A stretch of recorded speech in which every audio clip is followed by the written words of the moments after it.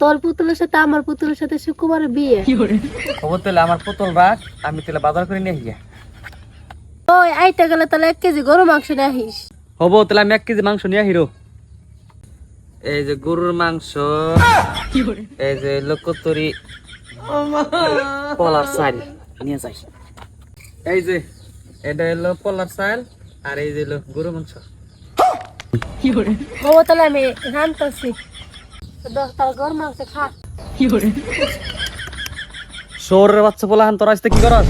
তখন না কালকে পরীক্ষা আছে না, বা কিছু করি না, না কিছু করস না মানে যদি এবার পরীক্ষার মধ্যে ফেল যাস একবারে রাহুল থুমু মাসের ব্যক্তি।